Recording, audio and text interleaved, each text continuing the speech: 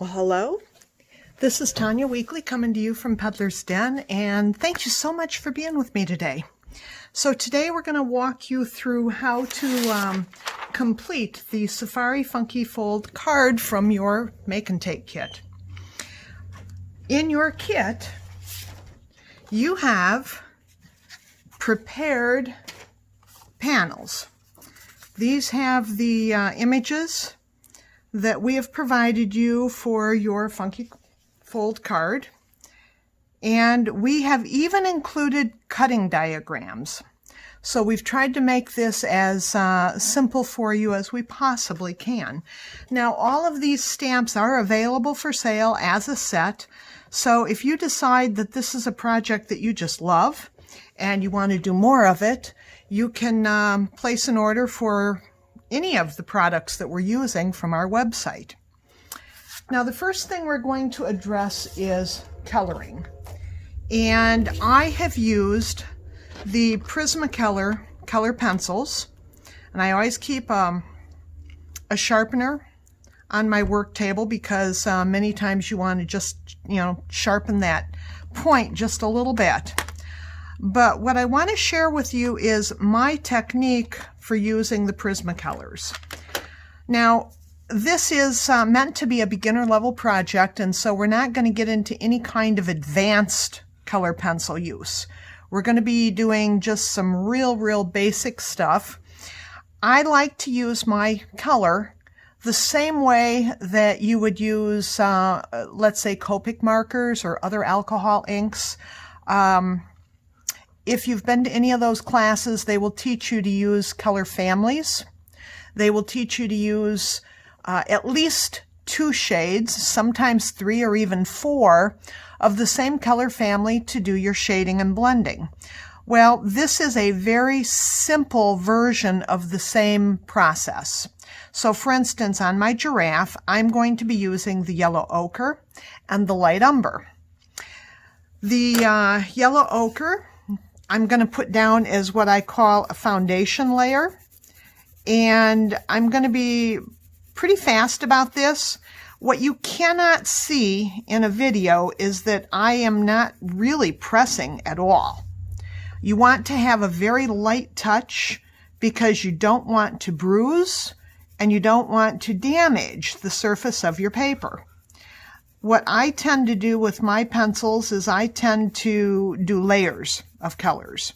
So I'll put down what I call my foundation layer, which is always one of my lightest colors, and then I will go back with my darker shades, and at the very end, I may go back with the light shade again and work on the edges or the seams where the colors meet.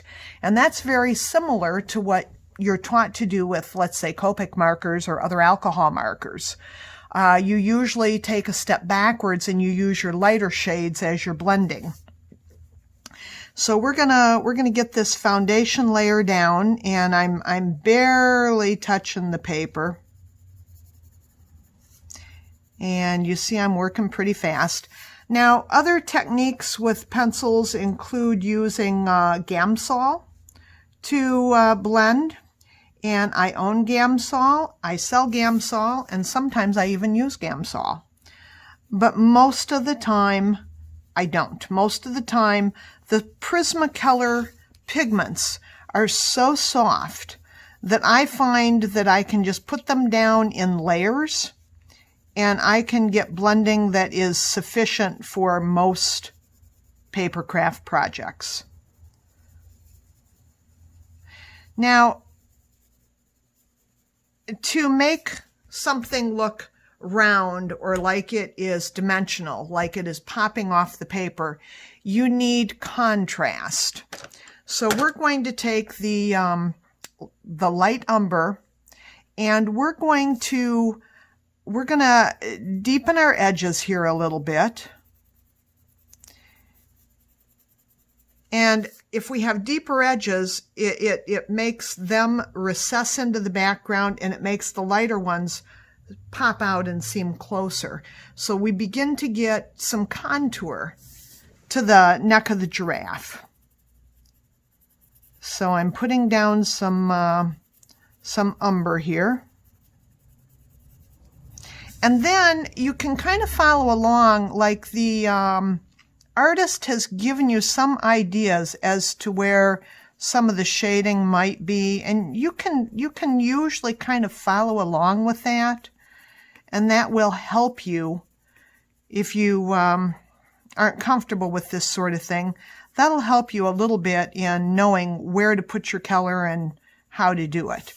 Now, you saw me hit these little striations with the pencil, but I don't want them to be as dark as my outer edge here. So I'm going to go back here and I'm going to actually deepen this edge.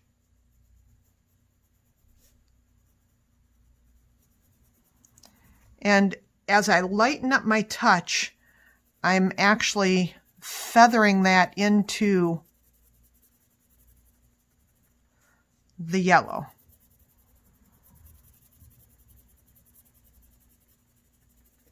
Okay, so hopefully by now you can see that this is beginning to be a little bit rounded. It's beginning to pop a little bit.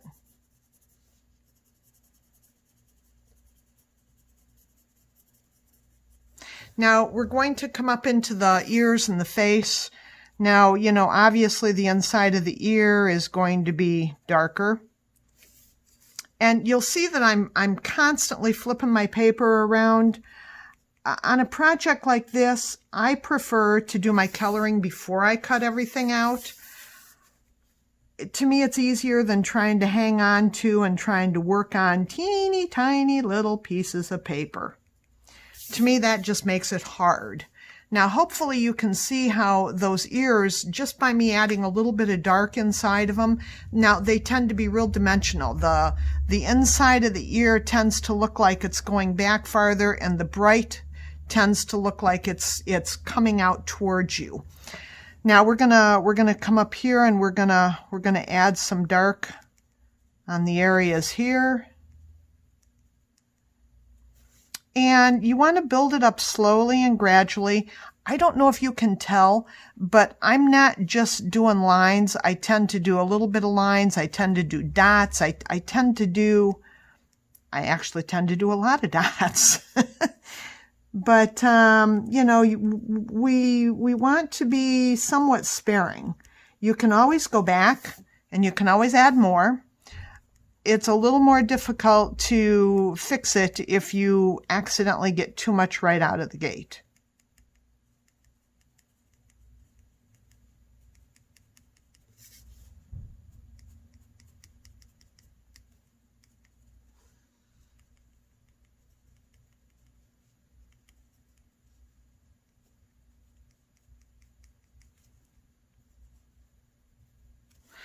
So now we have the giraffe is pretty dimensional, actually. And I'm not sure how much you can actually see. I am going to try to bring this up to the camera so that hopefully it will focus. Sometimes my camera focuses slower than I like. And hopefully you can see the difference that using the brown and the yellow makes. Now we're gonna take a look at some of the foliage. I use the technique that I just showed you all of the time. So on my foliage here, I'm using a combination of lime peel and kelp. And if you have marine green instead of kelp, they're almost identical colors. They'll look the same for the most part when you get them on. These are teeny tiny little areas. And of course, the smaller the area, the more difficult it is to get any shading in there. But I do want to show you, I'm going to just show you a little bit here. With the foliage on the acacia trees, I start the same way that I did the giraffe. I put what I call a foundation layer of my lightest color down. And then I go back in with a darker color and I begin to add the shadows and, you know, some shading and what have you. So what I'm going to do right now is I am going to show you the difference between where I've used the kelp and the lime peel versus just the lime peel. So even though we're working in the tiniest areas, adding some of that additional dark color really gives some dimension and some depth to our foliage. So we're going to do exactly the same thing with the foliage on the trees as we did with the giraffe. We're going to take our kelp and we're going to go in here, and for this you probably want to have a pretty sharp point. And we are going to, and I use mostly dots because I'm working in such a tiny, tiny little area. And I'm inserting some shadows. And a lot of times I will deepen the contour of the edge because that also gives us some depth. Also adds the green.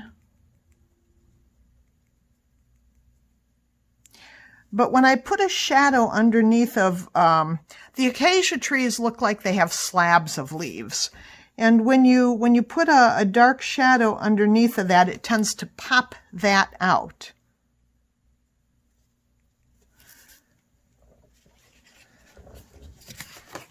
So you can see how this is beginning to develop. Now, I don't have time to actually do the whole thing here, so I'm really sharing technique. You're going to do the giraffe the same way you did this giraffe, except because these are so much smaller, you're going to not use a lot of dark brown. You're going to use just a little bit of the light umber. The zebras, I didn't do anything to. The zebras, by the time you get all of the other foliage around them, because they're a black and white creature, they really pop out. The sky, we want to take a look at the sky. I used powder blue for the sky. Now, powder blue looks like it doesn't have a lot of color, but what happens when you put powder blue down is it makes those white clouds pop out. Now, if you have an art background, you can do a much better job and you can get really involved in this. But if you just want to do a fast and easy card, you can actually just put your powder blue down on all of your panels and it will look fine. Now, maybe you want maybe you want more texturing in your sky, maybe you want a more vivid sky. That is totally up to you. If you want to, you can follow the technique that I showed you, and you can actually make those clouds more. So for instance, on this panel right here, I used the 50% and the 20% French gray to add some texturing into the clouds. You probably don't see that when the camera is farther away, but it does add dimension.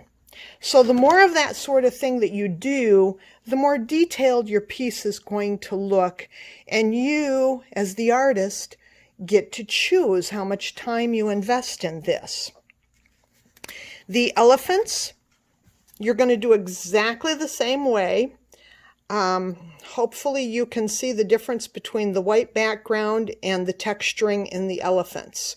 Now, to do this, I used the 20% French gray and the 50% French gray. Now, the French grays are some of my favorites. They have less brown in them than a warm gray, and cool gray has a lot of blue in it. So to give you an idea, this looks like it has like no color at all. But here is a sample, and it shows the 20% French gray. You can see the difference between that and the white. It shows the 50% French gray. It also shows what a 50% cool gray would look like. So in the clouds, you might want to revert to a cool gray, but you wouldn't have to. I used the French gray on the elephants. I used both the 20% and the 50%, and I used exactly the same technique. I started out by putting down my foundation layer of the 20% French gray. Then I went back with the 50% French gray and deepened the shadows and followed the artist's texturing. And on this one, it is so subtle. But on this one, I actually went back in with some black colored pencil and I really deepened just tiny little areas of the deepest shadows. And I can tell the difference. It makes me happy. It pleases me. On the lions, we reverted back to exactly the same thing as we did on the giraffe. We put a foundation layer of the ochre down, and we followed it with shadowing of the light umber. On the rock, I did exactly the same thing, except on the rock, I put down a foundation layer of the 20% French gray, and I followed it with texturing of the light umber, and I tried to deepen the shadow right here where the female lion is laying on the rock. Now the ground here is probably the trickiest thing of the whole project. And with that, depending on whether you want your ground to be more dirt or whether you want it to be more foliage looking, you can put down either a foundation layer of the lime peel, or you could go back and put just a really light layer of the light umber down. I've done it both ways. They're both effective. And then after that,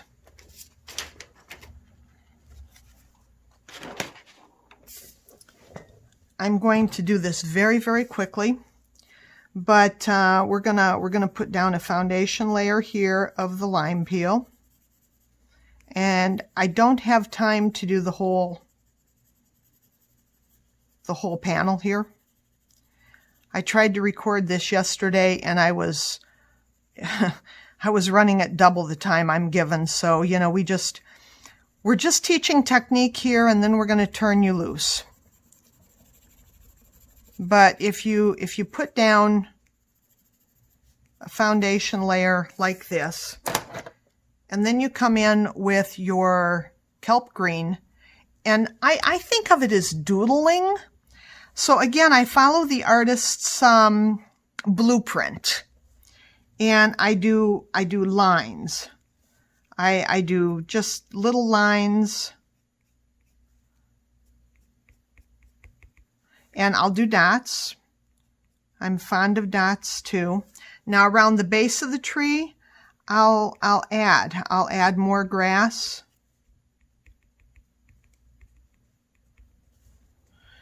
And I just go through doing things like this. Now, you can go back with your burnt or your light umber, and you can add a little bit of brown in here, and it blends with the greens. But you can also use it, you know, like underneath the acacia trees, it would undoubtedly be a little bit more shaded than it would be elsewhere. So you can actually come in and you can create some shade. And you can do that at the feet of the animals if you want. But at the end of the day, by doing that, you end up with something that looks like this. Now, if you look very closely, I've got a little bit of a shadow here and here and here and here, even here. But it's very, very subtle. On this panel, I left more of the white paper show through. So the two panels have a slightly different look, and you as the artist, get to choose which look suits you. One of the things when you're putting your project together that is very important for you to pay attention to is where you're going to place your panels. I like to always keep at least one blank panel so I can personalize it. I can write, "Love, Tonya." If I needed to personalize it more, maybe I would put the elephants here and make this a blank panel, and I could write a personal message and then sign my name. But you have to pre-plan so that you know where you're going to be personalizing. If you wanted to, you could also pull some of the blue sky down and you could add blue sky here. You could add blue sky here. So if you wanted more blue and you wanted a less earthy looking project, you can incorporate some of the blue into the skies other places. But you need to also be mindful of how this is going to fold up. So this is the way this one folds and sends. So you want to make sure that whatever is going on here is going to look fine when the recipient pulls it out of the envelope. And then, of course, they open it up. And when they set it up like this to display on their shelf or table or whatever, you can see the whole panorama, which is fabulous. Now we're going to talk a little bit about the assembly. We gave you crop lines on purpose. And we tried to line as many of the margins up in straight lines as possible so that you can use a paper cutter to cut most of your lines. You may have to use the scissors a couple of places, notably right here where you have the L. But most of the cuts are lined up so that you can easily use a paper cutter and get a very precise cut on all of your panels. The funky fold card itself is a little tricky, and you have instructions. Your instructions show you where the mountains should be and where the valleys ought to be. But you can't just fold it quickly. When I get it, I will take this and I will pinch these a little bit just to get them started. Then I'll come up and I'll pinch this a little bit just to get it started. And I'll pinch this, and I'll pinch this, and I'll pinch this, and I'll pinch this, okay? It's really easy if you don't do this gradually. It's really easy to end up with wrinkled or creased paper where you don't want it. Now that I've got those pinched, I can pinch it farther. And I can begin to really, now it's starting to do its thing. You're starting to see the peaks and the valleys, and that is the way it ought to be.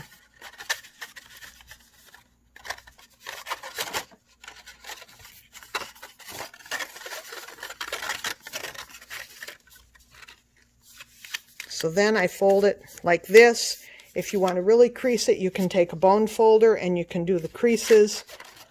I prepare this like this before I begin to adhere my individual cut panels to the card. I want to make sure that I've got it so that it is folded and it's working well before I begin to put the cut and colored pieces on. Now, another thing I want to share with you, there are so many things that you can do if you want to do. We also sell what we call Scenic Elements stencils. Now on this card, we've stamped everything across here, and it's quick, it's easy, it looks nice. Another option is to use our stencils, and you can actually stencil the clouds on,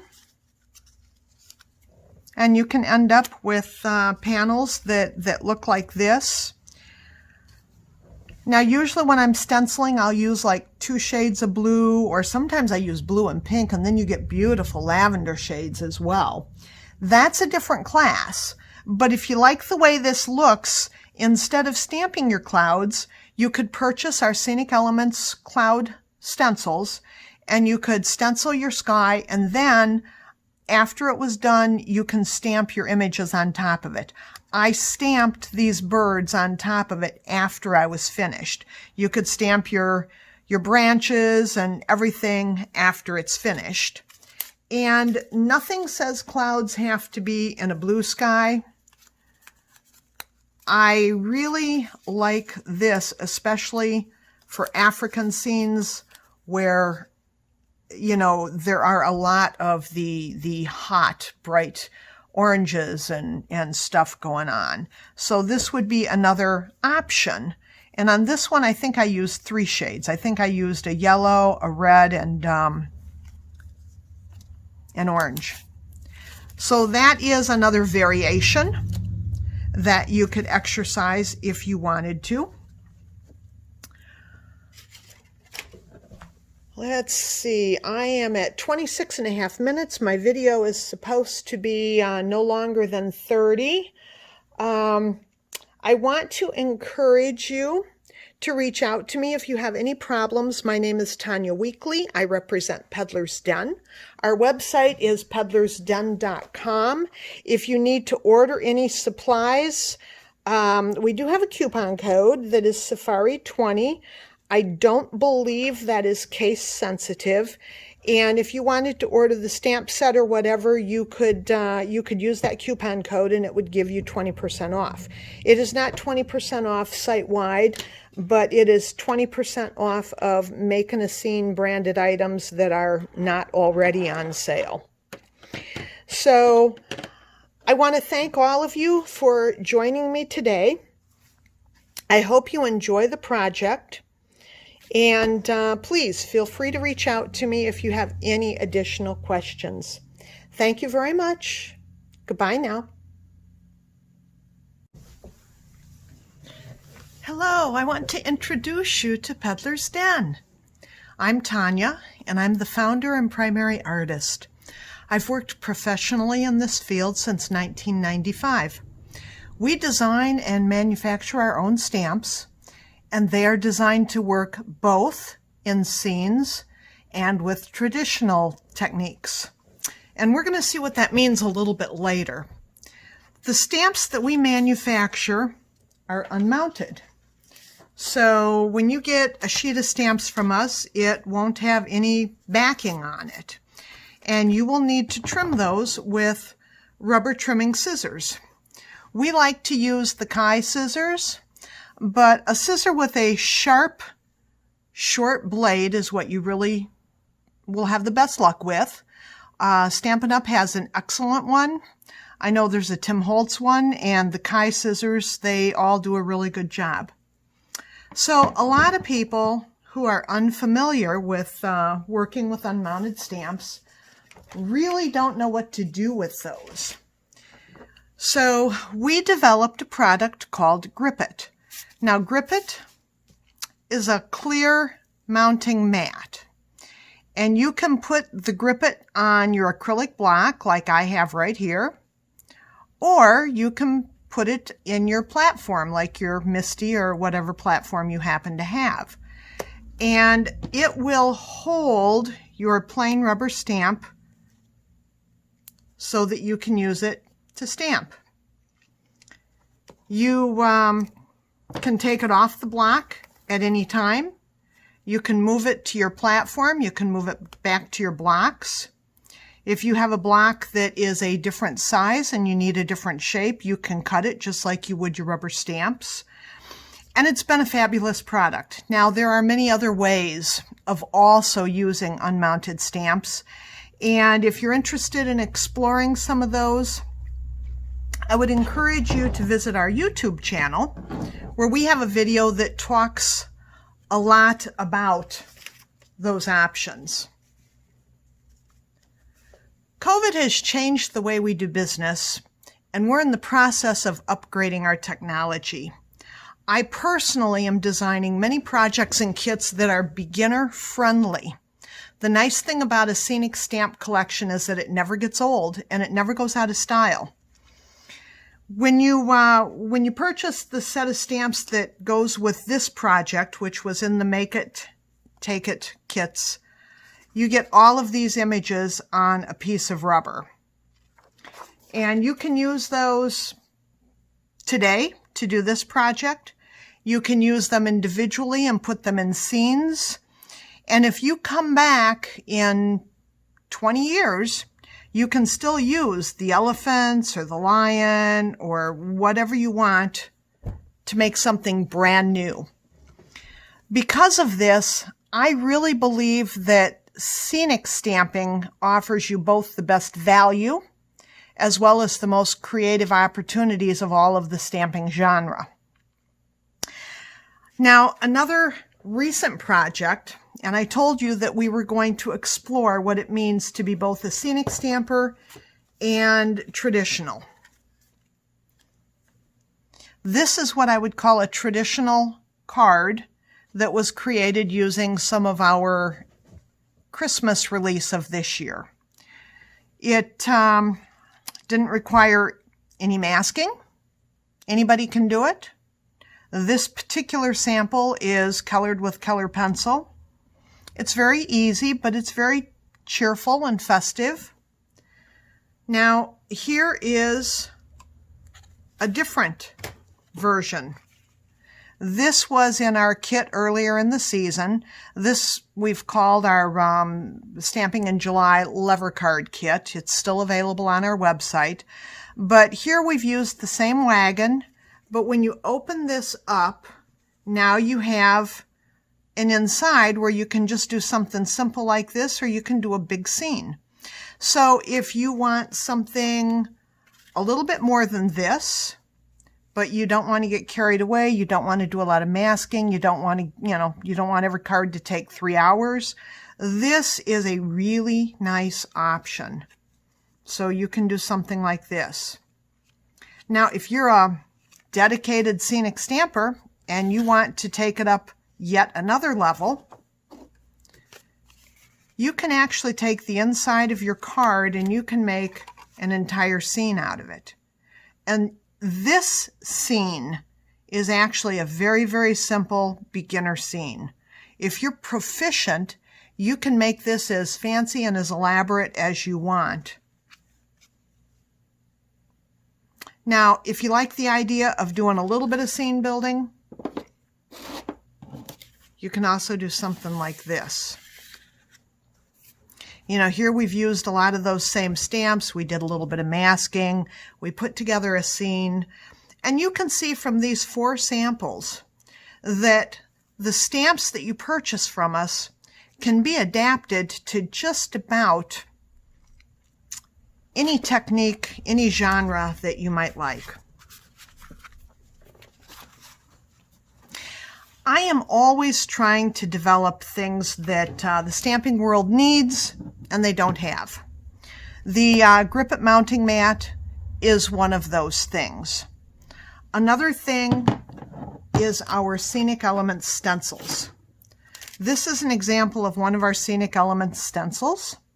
This is our birds, cats, and bats. A lot of stampers will position a bird in the sky or somewhere else, sometimes to cover up a mistake or a smear. And what we find in our classes is that a lot of people will ink up the solid stamp. The ink is slippery. When they go to put it on the card or the scene that they've made, sometimes it slides. So now they've created a bigger mistake. With the Scenic Elements, you don't have that problem. With the Scenic Elements, if you want to put a bird in the sky, you just position it like this. You take a little bit of the purple tape. And of course you can do other things too, but the purple tape is fabulous. So you just, then I like to use daubers. I'll take dauber and an ink and I'll just fill in that stencil. And at the end of the day, when you've done that, you can have something that looks like this. Now, this is one of the samples that we have done that uses ink blending. And as scenic stampers, we do a lot of ink blending. And one of our other new products is our blending ovals. We sell these on cards of 10 for $10. You do have to have the handle, which you have to purchase separately. We do sell them on our website. You attach the blending oval to this with preferably Scotch double-sided tape, permanent. And it's not permanent, but it holds it really firmly while you do your ink blending. So we put slippery ink on a slippery foam. The compressed foam is very smooth, very slippery. And then we drag it across our paper, and we are using a coated cardstock. It can be high gloss, it can be semi-gloss. We sell them both. We use them both, but your ink just glides like butter. Hopefully we'll have a little bit of time later for me to actually do a demo of this for you. We have ink. We have Making a Scene ink. And our ink line is a little bit different than most ink lines because we have developed our colors in color families. If any of you have gone to Copic classes or other alcohol marker classes, you were probably taught to use your colors in color families. You were probably taught to use duos or trios of color to develop really rich, wonderful color. Well, we do the same thing with our ink pads. We use our ink pads with our blending ovals, and we create the kind of color that you're thinking of with just our ink. Now we're going to do a little bit of show and tell here. The Peddlers Done Making a Scene stamp collection is very, very diverse. We have a very wide range of themes, a lot of different subject matter. Our stamps are designed, like I said, to be used in scenes, but you can also use them with any traditional techniques or genre. Now, this set of cards or scenes was done by one of our design team members. These were all done by Hannah Gibson, very talented artist. But you can see there's real diversity here. We've got, horses that look like maybe a Midwest farm scene, all the way to Africa. This was all done on coated cardstock and lots of ink blending. This is one of those little tags that you saw earlier. This is from our Utopian World collection. The Utopian World is our fantasy world. It's full of fairies and unicorns and mythical creatures. It includes the scenery. It includes the trees and the plants and even little villages and so forth. So if you kind of like fantasy, we have that in our line as well. Oh, I'm already to the bottom.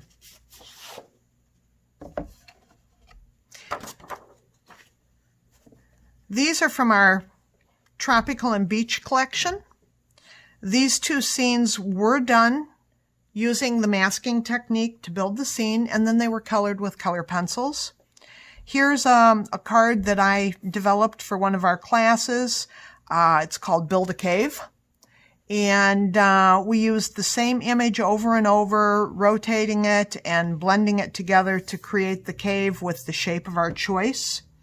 And then here's a monochromatic winter scene with our skaters.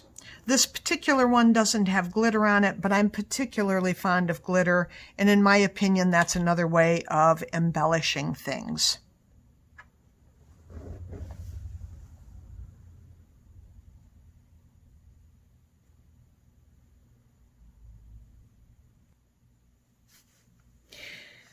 I mentioned earlier that I was hoping to show you a brief demo of some of our color blending techniques, and that's what we're going to do right now.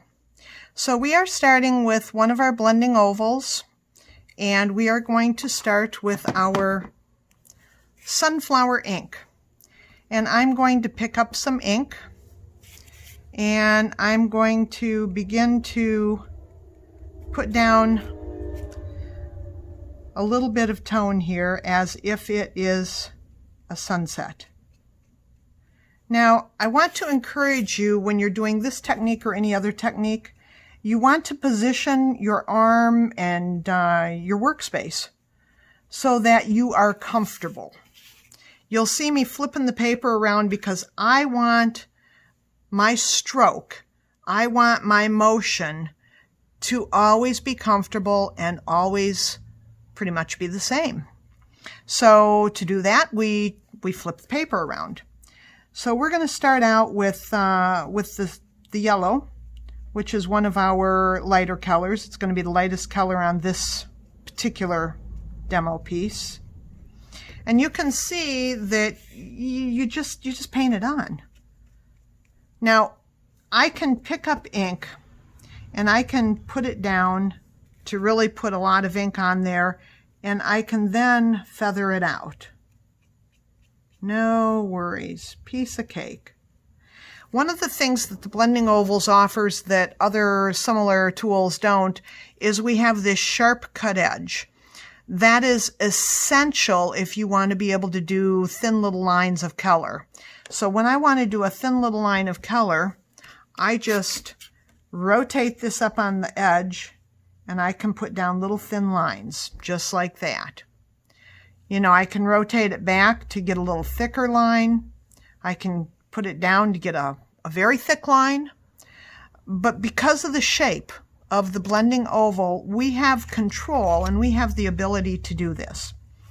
Now this is meant to be a reflection, so whatever I do up top, I kind of have to do down here too. Now reflections are not always exact, and the water ripples, of course, also affect the way they look. So we're not going to be exact about it, but we are going to use the same colors down here. So I'm going to set this aside for a moment, and I am using a different blending oval for each color. So now we're going to go to the next one. This is our tangerine, and it is red, but it is a very orange red. Now when you begin to put pink or red on top of yellow, you begin to develop a golden glow. So when I'm doing things like this, I like to layer the inks to create a new shade, but I don't want to obliterate the original color.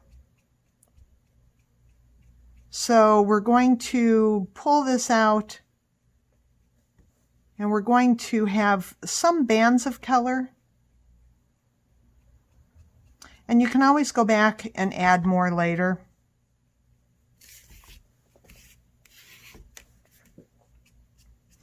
When you're working with this technique, every single time you do something, you're going to find that you do something totally different. If I wanted to create the scene exactly the same twice in a row, I actually couldn't. You have to be willing to let the art take you where the art wants to go. And for some people, that's a very liberating, freeing concept, and for other people, it's disturbing. So I'm not sure which end of the spectrum you're on, but you just got to relax. You just got to relax and let the art take you where the art wants to go. And there is truly nothing difficult about this.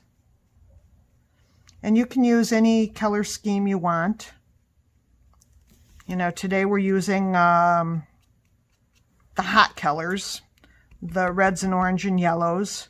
But if you want it to be more soothing, you can use more of the cool shades. You can use more of the blues and what have you. If you want to do something that is kind of in between, you could do something like this.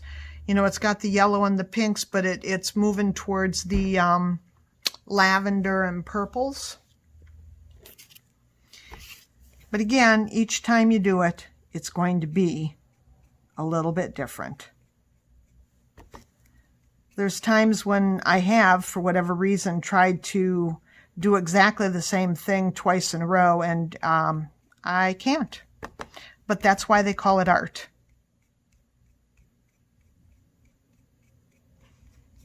Now, another thing I like to do is I like to frame my things, my artwork, with the edges darkened.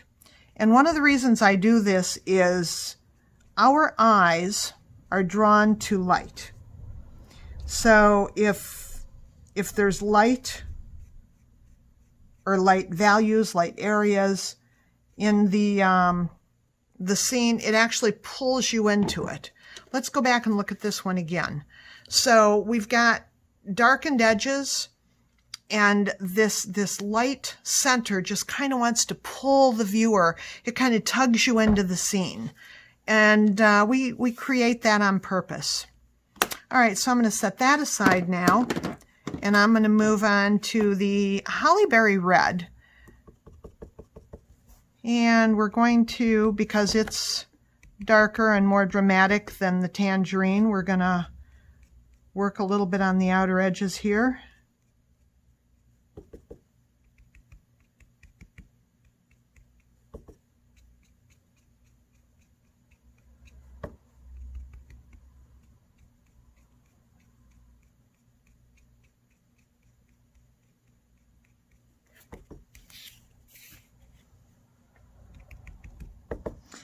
When I want to really get some ink down, I just tap it in like that. Now we've got real sharp corners here, but we don't have to worry about that because we just kind of brush them out. Smooth that ink out a little bit.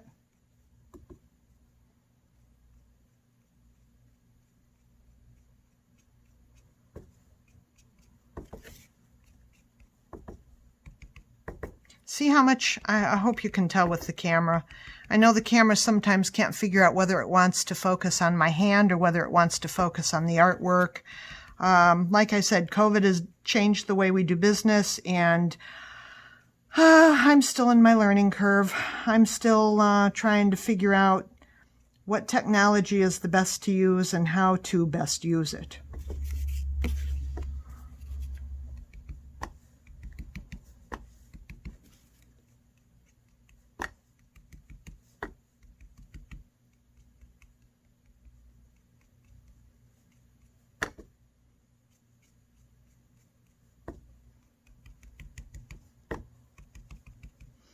Now, when we get to a certain point here, I'm going to actually revert back, and I'm going to add a little more yellow again.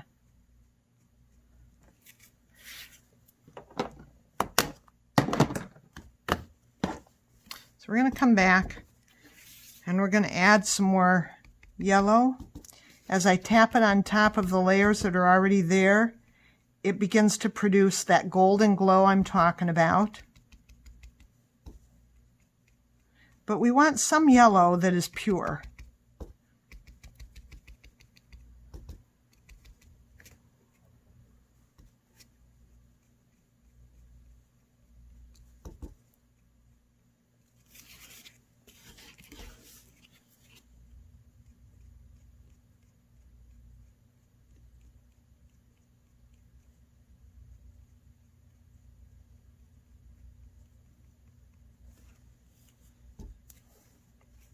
Now down here, this would be in the water and it would be more ripply.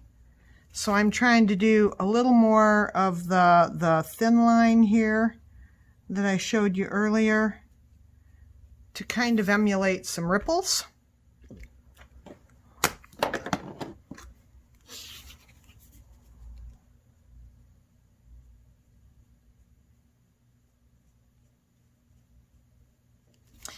Okay, on most of mine, because like I said, I like having that dark outer edge, on most of mine I will then take some blending black and I will actually add some black.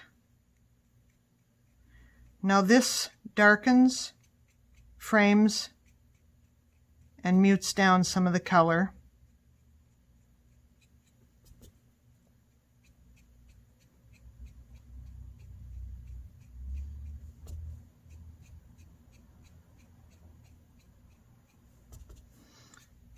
Kind of looks like shadows. And again, this is supposed to be water, so it's nice to have it look a little bit ripply as it fades down into this area.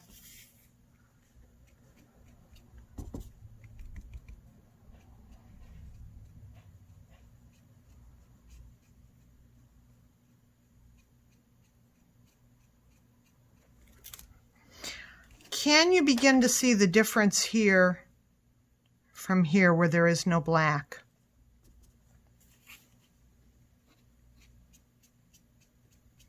I think the framing is very effective at drawing the viewer in.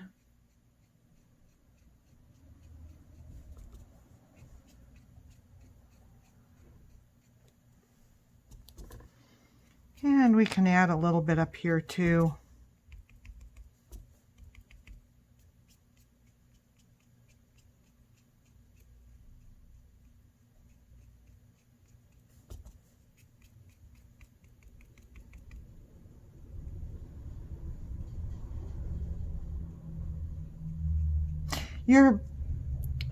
The surface of your paper will eventually get so saturated that you'll have to step back and let it dry a little bit before you can actually add more ink. And we are approaching that right now.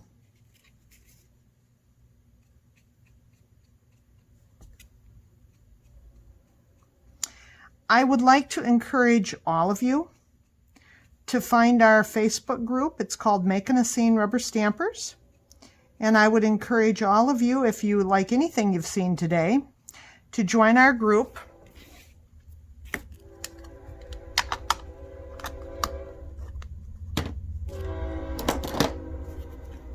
Now, if you wanted to add a bird or something, you know, here we are. Let's go back. Let's see if we can throw a goose or something in here.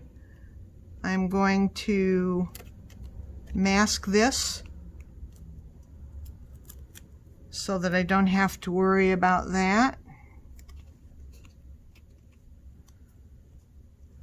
There we go. Now, like I said earlier, I particularly like the daubers. So I'll take the dauber and I am going to add a Canadian goose right here. The nice thing about the stencils, instead of using a stamp, is that you can see exactly where it's going to be. You don't have to worry about your stamp sliding.